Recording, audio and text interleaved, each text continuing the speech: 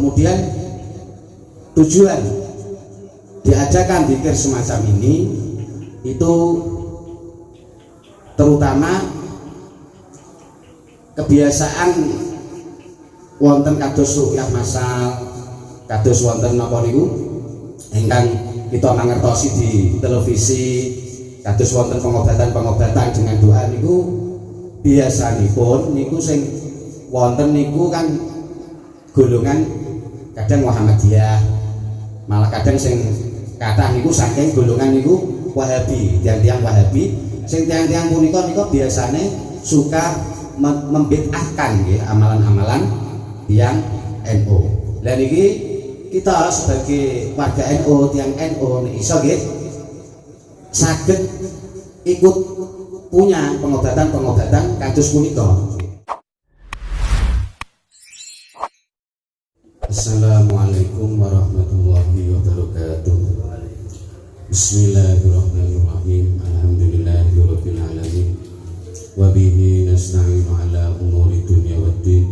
Wassalatu wassalamu ala asyrafil anbiya'i wal mursalin sayyidina wa maulana Muhammadin wa ala alihi wa sahbihi ajma'in. Para rawuh sedaya ingkang sampun hadir wonten ing majelis punika ingkang kawula hormati, ugi ingkang nderekaken siaran langsung dan Facebook ingkang kawula hormati, utawi ingkang mengikuti siaran tunda ingkang kawula hormati. Saderengipun kula badhe ngaturaken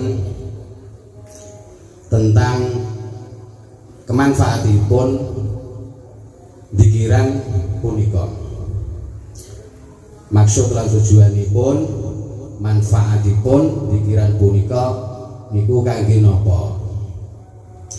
Yang jelas dzikiran kados punika niku sepindah jelase kangge mendekatkan diri kepada Allah Subhanahu wa taala, nentremaken atinipun. Ingkang kaping kalihipun, dzikiran punika pancen memiliki manfaat kangge mengobati dumateng sedaya penyakit kemawon, baik niku penyakit jasmani maupun penyakit rohani, penyakit medis atau penyakit ingkang non medis. Penyakit medis misalipun nggih kados weteng lara, mah, asam lambung, paru-paru, jantung, sirah ngeluh, vertigo, darah tinggi, hipertensi, gagal ginjal niku nggih saged sedaya niki namine jenenge terapi doa. Menawi contoh ingkang menerapi untuk non medis, misalkan kados tiyang ingkang kados kesurupan, diganggu bangsa jin, utawa sing sering was-was niku termasuk indikasi tanda-tanda niku termasuk diganggu jin niku, was-was, utawa kadang biasanya sing kathah niku sering lupa rakaatipun sholat. Biasanya nek pas sholat niku kadang sering lupa, atau ketika ciri-cirine sing diganggu kados jin punika niku ketika ngaos utawa ngaji dimaca Quran niku biasane abot sekali, abot sangat niku biasane terus kayak ngantuk. Lah niku memang karena di dalam dirinya itu ada jin yang bersarang di situ. Ketika dia dibacakan Al-Quran, dia merasa tidak nyaman berada di tubuhnya orang itu. Jadi dia seperti mengganggu. Dan sekiranya wong sing maca iku mau ora sida maca, ora nutupno.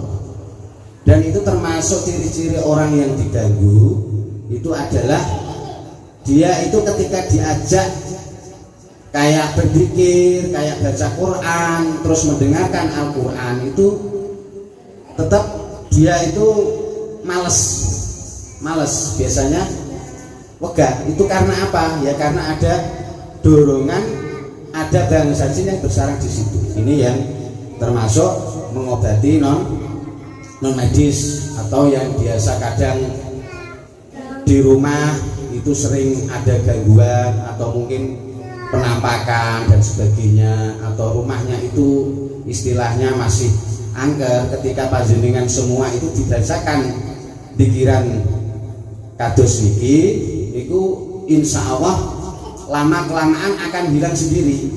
Mungkin jenengan tidak sadari, tapi ketika niki jenengan istiqomahkan, apalagi ini dibaca setiap hari, itu nanti hasilnya luar biasa. Itu adalah manfaatnya. Terus mungkin ada yang bertanya, ini misalkan kok untuk zikir apa bacaannya ini kan bacaan Al-Quran, bacaan zikir, ini kok podo-podo zikir kok diniati kanggo pengobatan, misalkan ada pertanyaan semacam itu. Ini zikir podo-podo napa niku niat zikir kok leren digawe pengobatan. Lah memang kados kita dorongan semangat awal itu nek mungkin kanggone awak kita masih orang awam, terus niat kepengin zikir napa niku mendekatkan diri kepada Allah, hanya kepengin to ridane Allah niku nggih asline nggih sae, tapi biasanya tiang niku abot, biasanya niku malah mboten kelakon. Nek ana tiang kok misalnya kepengin dikiran niku niate kok khusus kanggo mendekatkan diri kepada Allah, itu mungkin kok ana wong saged kados ngoten niku murni niku ya iso dadi wali tiyang punika. Nek kados punika soalnya memang menungso niku ketika semangat melakukan zikir, kadang sholat niku nggih pancen wonten niat riya-riya. Kados kita niku misalkan baca Fatihah, baca surat Ikhlas, tahlil, itu kan bacaan Quran niku nggih kadang diwacana kanggo ngejekno, kanggo napa niku kanggo wong ahli kubur niku nggih bacaan Quran, zikir, tapi tujuannya kanggo tiyang ahli kubur ngoten. Niku mawon urung karuan murni kados ngoten niku wau tujuane. Lah niki termasuk kanggo pengobatan niki nek saged niat punika mau sekedar kanggo dorongan mawon nggih. Niki kanggo penyemangat dorongan awal bahwa kita melakukan zikir semacam ini itu adalah niatnya, tujuan intinya adalah kepada Allah, tapi sebagai penyemangat dorongan awal kita itu minta kesembuhan terhadap penyakit kita. Dan nanti kalau kita niatnya itu semakin murni, semakin baik, maka hasilnya justru semakin luar biasa. Ketika kita tidak banyak menuntut kepada Allah, kemudian kita minta kesembuhan kepada Allah, itu insya Allah akan cepat dikabulkan. Itu ya intinya manfaatnya di situ. Kemudian tujuan diadakan zikir semacam ini itu terutama kebiasaan wonten kados ruqyah masal, kados wonten napa niku ingkang kita mangertosi di televisi, kados wonten pengobatan dengan doa niku biasanipun niku sing wonten niku kan golongan kadang Muhammadiyah, malah kadang sing kathah niku saking golongan niku Wahabi, tiang-tiang Wahabi. Sing tiang-tiang punika biasanya suka membid'ahkan nggih amalan-amalan tiang NU.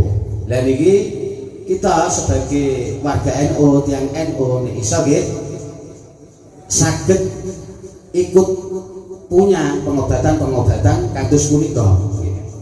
Ya, pengobatan punika niki kan intine niku dengan doa atau bisa saja disebut dengan pengobatan ruqyah. Tapi pengobatan ruqyah itu tidak semua seperti ini. Soalnya yang namanya ruqyah itu aslinya itu konotasinya masih tidak begitu baik. Soalnya sejarahnya ruqyah itu sendiri dulunya itu sudah ada sejak zaman Rasulullah, dan ruqyah sebelum zamannya Kanjeng Nabi itu masih pakai doanya itu bukan dari Al-Quran, bukan dari sholawat, tapi doanya itu dari jampi-jampi, mantra-mantra, yang mantra-mantra itu untuk memuji para berhala, para setan. Makanya pada awalnya ada ruqyah itu Kanjeng Nabi sempat mengharamkan, bahwa ruqyah itu dulunya sempat diharamkan Kanjeng Nabi, tapi setelah perkembangan waktu ternyata ruqyah itu dengan memakai bacaan-bacaan Al-Quran, kemudian Kanjeng Nabi pun membolehkannya selagi itu tidak mengandung kesyirikan. Soalnya pada waktu itu ada sahabat Nabi, ketika itu dalam perjalanan Kanjeng Nabi dan para sahabat itu ketika di perjalanan bertemu dengan kabilah, di sebuah kabilah, dan di situ ketua sukunya, di sebuah desa ketua sukunya itu tersengat kalajengking. Jadi para rombongan sahabat Kanjeng Nabi ini itu tidak boleh masuk karena ada yang tersengat kalajengking. Kemudian para sahabat ini ditawari penduduk desa situ bahwa ini kepala ketua desa kami lagi terkena sengat kalajengking. Apa di antara para kalian ini ada yang bisa mengobati? Kemudian ada sahabat Nabi yang ngacong bilang bisa. Nah, kemudian sahabat Nabi ini dipersilakan untuk masuk mengobati ketua sukunya, dan ketika diobati dengan dibacakan surat Al-Fatihah, ternyata penyakit sengatan kalajengkingnya itu bisa sembuh. Kemudian setelah ini para sahabat ini kemudian melapor pada Kanjeng Nabi. Kanjeng Nabi kula wau baru ngobati niki, dan terus Kanjeng Nabi bertanya, kamu pakai apa mengobatinya? Dengan saya bacakan surat Fatihah dan begini. Kemudian Kanjeng Nabi itu boleh, dan kemudian Kanjeng Nabi juga minta, karena tadi sahabat itu diberi hadiah, bisa menyembuhkan, diberi hadiah kambing, Kanjeng Nabi pun minta bagian kambingnya waktu itu. Nah, ini ceritanya, kisahnya bahwa pengobatan ruqyah yaitu dengan doa, yang doanya itu adalah dari Al-Quran, dari doa-doa yang dianjurkan, itu diperbolehkan. Jadi pengertiannya kayak begitu. Nah, ini nanti untuk biar kita bisa mengambil manfaatnya dari dzikir ini, maka ada yang perlu kita perhatikan, yaitu pertama adalah keyakinan kita, keyakinan bahwa pengobatan doa, wong namanya ini pengobatan pakai doa. Sing ini pakai doa kan niku nggih, yang dipakai niku keyakinan kita. Ini sangat berpengaruh sekali. Kalau kita tidak yakin, ya maka pengobatan ini tidak akan berhasil. Tapi kalau keyakinan itu meskipun mungkin kita belum begitu yakin, kemudian kita bangun, kita tumbuhkan, insya Allah nanti akan semakin kuat. Soalnya memang keyakinan itu sendiri itu adalah fadl atau anugerah dari Allah Subhanahu wa Ta'ala, yang tentunya tidak bisa kita paksakan. Maksudnya kita yakinkan, itu tidak bisa. Soalnya keyakinan ini masuknya itu di alam bawah sadar manusia. Jadi nomor satu adalah yakin. Ketika kita bisa yakin, maksudnya dengan doa ini kita yakin, masa bisa sembuh misalkan. Apa itu? Dengan cukup berdoa mosok penyakit iso waras kan ngono sing dibacakan Al-Qur'an mosok iso waras kok kepenak men kan ngono ora ditambani misalnya. Ya bisa saja. Soalnya penyakit itu intinya yang memberi memang dari Allah Subhanahu wa taala dan yang memberi kesembuhan adalah dari sana. Makanya banyak sekali kita kadang itu penyakit kita biarkan, ketika kita ikhlas ridho kita biarkan begitu saja, ya kadang sembuh-sembuh sendiri. Ini fakta. Nah itu letaknya untuk kita bisa mendapatkan kesembuhan nomor satu adalah yakin. Yakin ini yang harus kita pupuk, kita bangun. Memang awalnya mungkin kita susah, tapi ini perlu proses, yaitu kita perlu dilatih. Gimana kita mulai yakin bahwa dengan doa itu insya Allah bisa menyembuhkan. Dan untuk yang kedua itu adalah kita dengan khusyuk, yaitu menjalankan doa ini dengan hati hudur, khusyuk, dan betul-betul kita itu mengharapkan tawaduk, mengharapkan minta disembuhkan oleh Allah Subhanahu wa taala, dan itu memang membutuhkan hati kita memang hadir, khusyuk, hudur. Dan ketika kita sudah yakin, kemudian hati kita bisa hudur, khusyuk, itu nanti hasilnya akan luar biasa. Kemudian yang ketiga, ini juga perlu karena ini pengobatan doa, dan doa ini bisa iso mustajab, terkabul. Tentunya kita juga istilahnya minta dibantu, didoakan dengan oleh para guru-guru kita, para ulama-ulama yang telah mengajari doa-doa ini.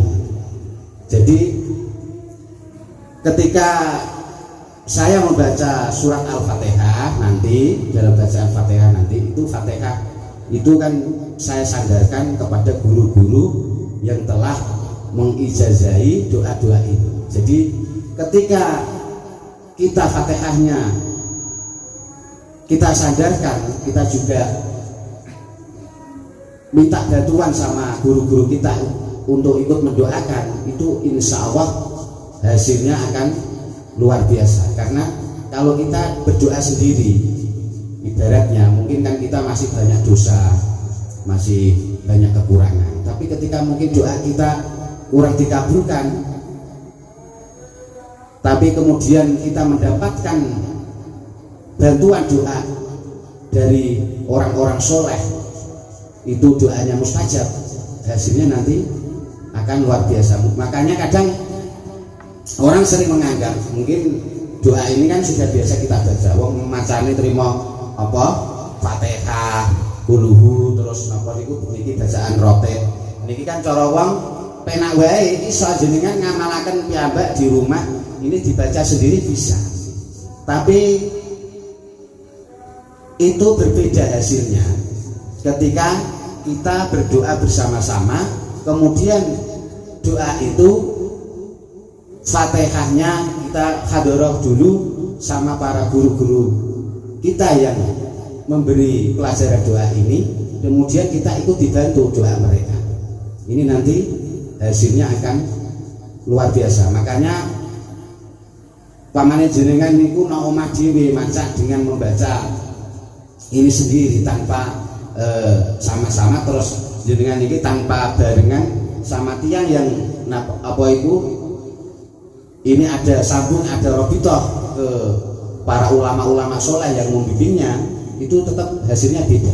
Baca dengan berdoa sendiri. Makanya kalau setiap hari itu kan selalu di grup WhatsApp itu berdoa ini kan selalu saya baca Fatihah ini. Tujuannya itu ketika saya Al-Fatihah itu kalau bisa diikuti Fatihahnya, walaupun nanti tidak sempat ikut membaca rotibnya, tapi Fatihahnya aja itu paling tidak itu cukup. Nanti misalkan kita sibuk, karena kalau kita sudah membaca Fatihah itu nanti secara otomatis kita itu walaupun kita mungkin hari ini tidak sempat ikut berdoa, kita mendapatkan dan doanya teman-teman kita, jamaah-jamaah yang lain itu nanti akan tersambung menjadi satu. Makanya jamaah itu hasilnya luar biasa faedahnya. Makanya kayak sholat berjamaah itu ganjarannya ya tikel matikel, karena pengaruhnya itu luar biasa. Beda kalau kita berdoa itu sendiri-sendiri. Kemudian doa itu tanpa kita tahu, tanpa kita sandarkan dengan orang-orang yang soleh. Makanya jenengan misalkan mencoba doa ini sendiri, itu mungkin tidak ngefek, bahkan mungkin bisa saja tidak ngefek sama sekali, ya biasa aja, karena tidak ada niatnya itu. Makanya ini nanti ketika saya baca Fatihah itu nanti jenengan juga meniatkan ikut membaca Fatihah ini sebagaimana yang saya niatkan, karena niat Fatihah saya ini adalah kepada guru-guru orang soleh yang telah membimbing mengajari pengobatan doa punika. Nanti insya Allah efek kesembuhannya nanti akan bisa akan semakin terasa. Oke, niki untuk persiapannya adalah pakai resep, pasti disiapkan. Kalau mungkin ada reaksi dan sebagainya itu nanti sudah bisa disiapkan muntah. Dan ini perlu saya jelaskan lagi bahwa doa, pengobatan doa ini sama sekali tidak ada efek samping. Pengobatan doa namanya pengobatan doa itu tidak ada sama sekali efek samping. Terus kemudian misalkan setelah mengikuti pikiran kados punika misalkan terus terjadi muntah, reaksi, terus wonten sing kesurupan dan sebagainya, itu semua itu adalah proses detoksifikasi, adalah proses penyembuhan aslinya. Mungkin terjadi ada yang terjadi kesurupan sampai mungkin lumayan lama juga, tapi nanti insya Allah itu akan hilang dengan sendirinya. Tapi misalkan nanti ada yang punya gangguan non medis, kados gangguan jin, terus mungkin terjadi kesurupan yang lama, mungkin bisa menghubungi nomor WA kula ingkang wonten ten Facebook punika. Itu bisa, misalkan ada, tapi insya Allah itu saged kembali netral sendiri. Yang jelas pengobatan doa itu tidak ada efek sampingnya. Misalkan untuk orang yang napa niku hamil meteng tua tapi kuatir niku aslinya boten. Justru ketika orang yang mengandung, orang hamil, ketika dibacakan doa pikiran semacam ini justru semakin bagus.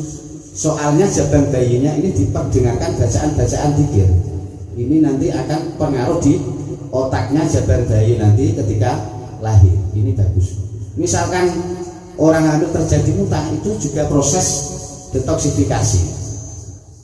Jadi pengobatan punika niku manfaatnya akhir sing jelas boten wonten rugine. Cara pikiran punika anjen sepisan anjen tok pahala ganjaran kaping kalih nggih napa niku untuk efek kesembuhan. Lah niki carane kados niku wau bisane kita mendapatkan efek yang maksimal.